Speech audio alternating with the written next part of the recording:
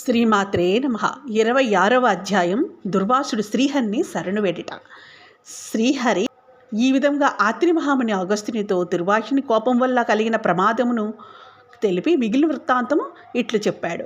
ఆ విధంగా ముక్కోపి అయిన దుర్వాసుడు భూలోకము, భువర్లోకము, పాతాళలోకము, సత్యలోకము తిరిగి అన్ని లోకముల్లో తనను రక్షించువారు లేకపోవటచే వైకుంఠమందున్న మహావిష్ణువు కడకి వెళ్ళి, వాసుదేవ, జగన్నాథ, శరణాగత రక్షక, వీరుదాంకిత, రక్షింపుము. నీ భక్తుడైన అంబరీషునికి కీడు చెయ్యదలచిన నేను బ్రాహ్మణుడను కాను, ముక్కోపినై మహా అపరాధము చేసి తిని. నీవు బ్రాహ్మణ ప్రియుడవు.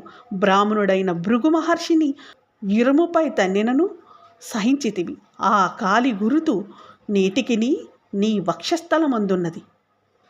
ప్రశాంత మనస్కుడివై అతనిని రక్షించినట్లే కోపముతో నీ భక్తునికి శాపమిచ్చిన నన్ను కూడా రక్షింపుము. శ్రీహరి, నీ చక్రాయుధము నన్ను చంపవచ్చుచున్నదని దుర్వాసుడు శ్రీమన్నారాయణుని పరిపర విధంలా ప్రార్థించెను.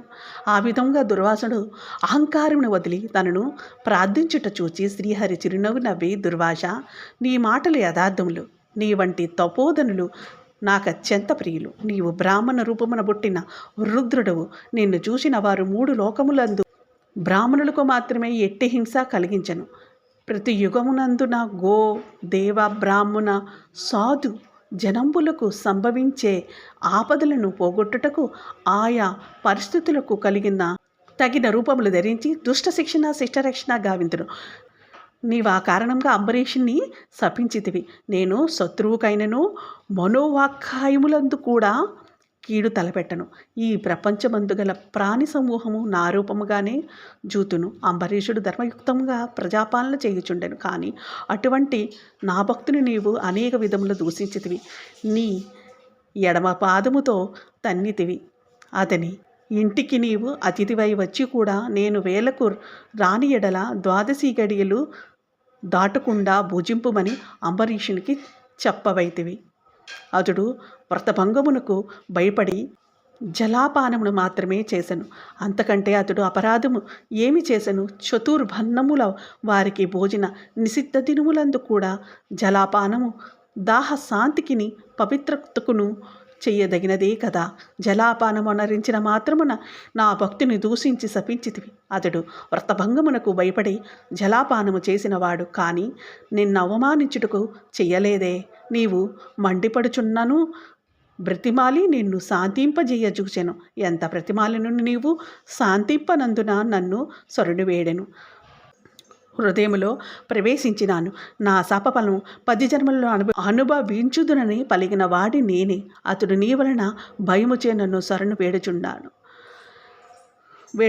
కానీ తన దేహము తాను తెలుసుకునే స్థితిలో లేడు. నీ శాపమును అతడు వినలేదు. అంబరీషుడు నా భక్త కోటిలో శ్రేష్ఠుడు, నిరపరాధి, దయాశాలి, ధర్మతత్పరుడు. అటువంటి వానిని అకారణంగా దూషించితివి. అతనిని నిష్కారణంగా శపించితివి. విచారింపవలదు. ఆ శాపమును లోకోపకారమునకై నేనే అనుభవిస్తాను. నీ శాపములోని మొదటి జన్మ మత్స్య జన్మ. నేను ఈ కల్పమున మనువును రక్షించు నిమిత్తము సోమకూడను రాక్షసుని చంపుటకు మత్స్యరూపమెత్తుదును. మరికొంతకాలమునకు దేవదానములు క్షీరసాగరమును మదించుటకు మందర పర్వతమును కవముగా చేయుదురు. ఆ పర్వతమును నీటిలో మునగకుండా కూర్మరూపమున నా వీపున మోయుదును. వరహా జన్మమెత్తి హిరణ్యాక్షుని వధింతును. నరసింహ జన్మమెత్తి హిరణ్యాకశిపుని జంపి ప్రహ్లాదుని రక్షిస్తాను. బలిచే స్వర్గము నుండి పారద్రోలబడిన ఇంద్రునకు తిరిగి స్వర్గమును అప్పగించుటకు వామన రూపమెత్తి బలిచక్రవర్తిని పాతాళలోకమునకు ద్రొక్కివేత్తును. భూభారమును తగ్గించుటకు క్షత్రియులను జంప బ్రాహ్మణుడనై జన్మించి భూభారమును తగ్గిస్తాను. లోకకంటకుడైన రావణుని చంపి లోకోపకారము చేయుటకు రఘువంశమున రాముడనై జన్మిస్తాను. పిదప యదువంశమున శ్రీకృష్ణుడిగా, కలియుగమున బుద్ధుడుగాను, కలియుగాంతమున విష్ణుచిత్తుడను, విప్రుని ఇంట కల్కియను పేరున జన్మించి అశ్వరూఢుండనై పరిభ్రమించుచు బ్రహ్మద్వేషుల నందరను మట్టుబెట్టుదును. నీవు అంబరీషుని శాపరూపమున నిచ్చిన 10 జన్మలను ఈ విధముగా పూర్తి చేయుదును. ఇట్లు నా దశావతారములను సదా స్మరించు వారికి సమస్త పాపములు హరింపజేసి వైకుంఠ ప్రాప్తి నొసంగెదను. ఇది ముమ్మాటికి సత్యము.